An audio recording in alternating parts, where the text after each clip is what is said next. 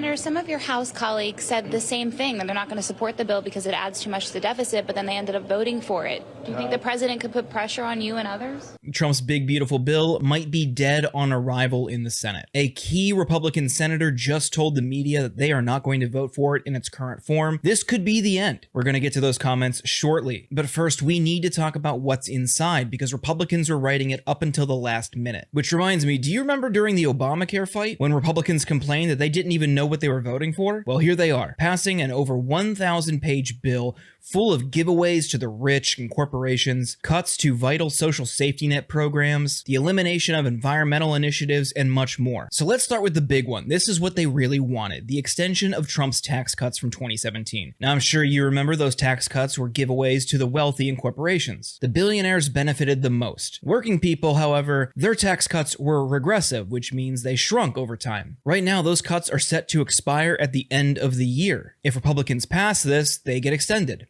We're talking about $3.8 trillion in tax cuts, and the lost revenue from the wealthy paying their fair share make it harder for any government program to operate. Of course, that's what they want. They want to weaken every facet of our government. They want to slash spending on programs that help working people. And they want corporations to privatize as much as they can. And it gets worse. But before we get into what else is in the bill, if you could take a second to like this video and subscribe, I'd greatly appreciate it. Thank you. Another thing that stands out is the changes to the SNAP program. That's Supplemental Nutrition Assistance. Basically food stamps for people who need help affording groceries. And when looking at it closely, analysts found that many people who rely on that program may lose their coverage altogether. Because we may see more changes to the legislation, we don't know how many people will be impacted. But for me, one person is too many. There's this idea that Republicans love to push, that people just freeload off the government. And I think people really need to understand the reality of what SNAP is. Again, this is for people who really need help. To qualify for SNAP, if you are a single person living alone,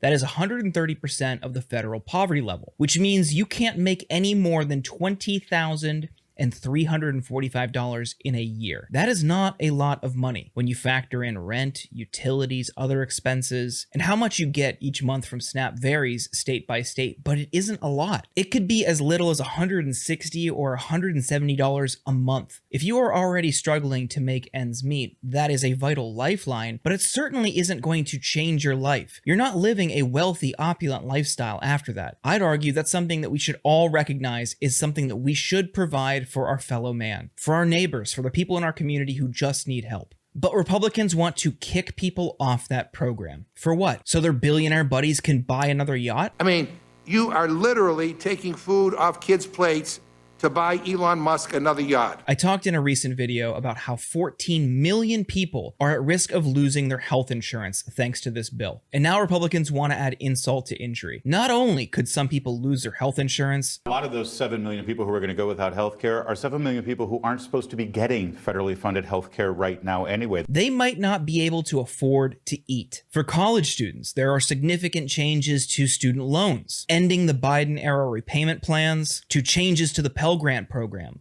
a program that helps people of all incomes go to college. They also want to end tax credits for environmental initiatives, like the $7,500 credit if you buy an electric vehicle. And they also want to phase out credits for producing or investing in renewable energy sources. They see this as a way that they could save money. You know what a great way to save money is? Ending oil subsidies. The United States provides tens of billions of dollars every single year on oil subsidies. And if you factor in tax breaks and other initiatives, that number goes up to over $700 billion every single year. How's that for waste, fraud, and abuse? But here's the kicker. They may have just upset a key Republican in the Senate, and this could lead to the bill's demise. This bill raises the debt limit by $4 trillion, something that Republicans pretend like they care about, at least when a Democrat's in office. Because when anyone is pushing for a program that could help working people, suddenly they're worried about the debt. This bill raises the debt limit by $4 trillion. And Fox News asked Treasury Secretary Scott Bessent about this specifically. Here's what he said. This bill adds trillions to our debt. How is that acceptable to this administration? Well, again, the You're referring to the CBO scoring, I believe, which is tenure scoring, and it's DC style scoring.